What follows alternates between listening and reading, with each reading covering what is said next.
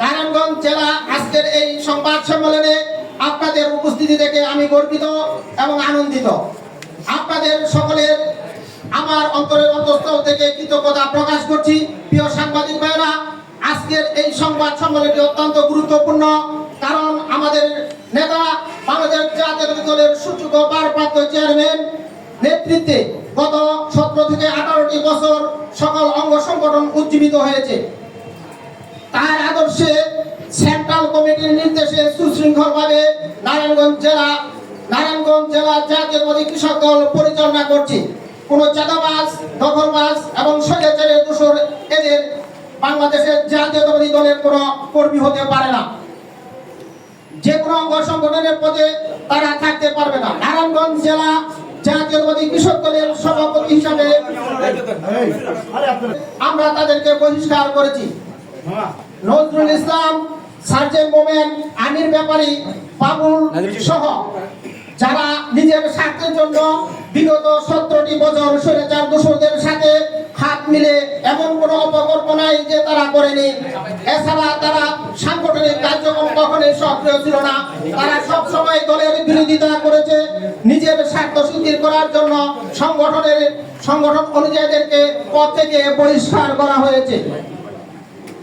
প্রিয় সাংবাদিক ভাইয়েরা বোনেরা, এখন দুর্দৃষ্টকারী সংগঠনের ভাবমূর্তি ক্ষুণ্ণ করার জন্য বিভিন্ন ধরনের চক্রান্ত শুরু করে দিয়েছে।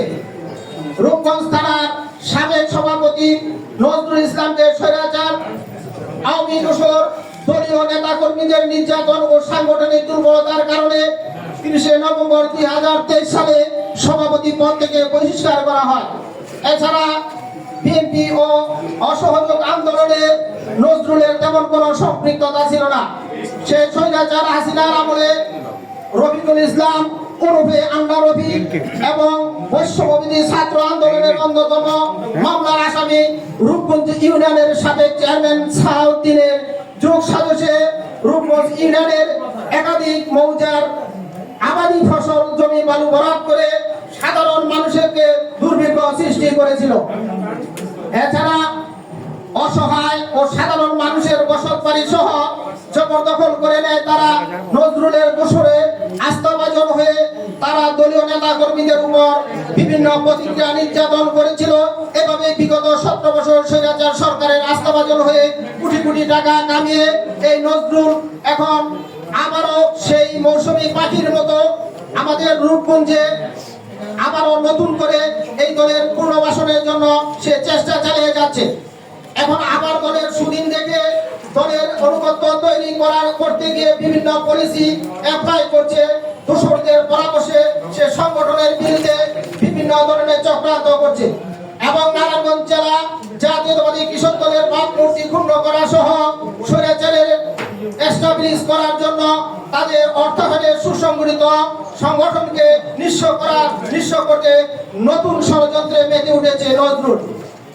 নারায়ণগঞ্জ জেলা জাতীয়তাবাদী কৃষক দল সাংগঠনিকভাবে সফলতার দিকে যখন ধাবিত হচ্ছে, ঠিক সেই মুহূর্তে দোসরদের প্রেতাত্মা নজরুল, সালাউদ্দিন, আমির ব্যাপারী এবং বাবুল সহ বিভিন্ন ষড়যন্ত্রে এবং নোংরামি শুরু করে দিয়েছে। বিগত দিনে কৃষক দলের কোনো ভূমিকাই তাদের ছিল না। বিগত দিনে একটি সমাবেশ সেমিনারে নজরুলের অংশগ্রহণ ছিল না। সে সব সময় স্বৈরাচারের খুশি করতে নিয়োজিত ছিল। আর তখন কৃষক দলের সাংগঠনিকভাবে সুসংগঠিত একটি সংগঠন একটি দলকে হিসাবে সফলতার দিকে যখন এগিয়ে যাচ্ছে, ঠিক সেই মুহূর্তে নজরুলের নতুন চক্রান্ত শুরু হয়েছে। 17টি বছর জুলুম নির্যাতন করে এই নারায়ণগঞ্জ জেলা কৃষক দলকে এক মুঠে হাতে রেখেছি। দলকে সুসংগঠিত করার জন্য আপ্রাণ চেষ্টা করছি কৃষক দলের ভাবমূর্তি ক্ষুণ্ণ করতে। এখন নজরুল স্বৈরাচারদের সাথে হাত মিলিয়ে সংবাদ সম্মেলনের মাধ্যমে সংগঠনের মানহানি করছে। আমি এই মিথ্যা সংবাদ সম্মেলনের প্রতিবাদ জানাচ্ছি এবং তার বিরুদ্ধে কৃষক দলের কেন্দ্রীয় নেতৃবৃন্দের কাছে দাবি জানাচ্ছি যাতে সাংগঠনিক ব্যবস্থা নেওয়ার জন্য। প্রিয় সাংবাদিকবৃন্দ, রূপগঞ্জ ইউনিয়নের সাবেক সভাপতি সার্জেন্ট মোমেন চাঁদাবাজ দখলবাজি দলীয় শৃঙ্খলা ভঙ্গের দায়ে 10 এপ্রিল সভাপতি পদ থেকে তাকে বহিষ্কার করা হয়েছে। সে বিগত 17টি বছর নেতা কর্মীদের নির্যাতন করে নিজের অর্থ হাসিল করেছে। 5ই আগস্টের পর 40 বিঘা জমির উপরে একটি মাছের প্রজেক্ট সে দখল করে নিয়েছে। সেখান থেকে সে অর্ধ কোটি টাকা হাতিয়ে নেয় সেই মোমেন্ট। স্বৈরাচার শেখ হাসিনার সময় সে বিভিন্ন ধরনের সুযোগ সুবিধা গ্রহণ করেছে তার নিজের জন্য। এখনো সে এলাকায় সাধারণ মানুষকে মামলায় ভয় দেখিয়ে চাঁদাবাজি করছে। এর যথেষ্ট প্রমাণাদি আমাদের কাছে এসেছে এবং অনেক সাধারণ মানুষ তার বিরুদ্ধে অভিযোগ দিয়েছে। যে সমস্ত মানুষ দল করে বা দল বুঝে না, তার জন্য এই সমস্ত অভিযোগের কারণে তাকে দল থেকে বহিষ্কার করা হয়েছে।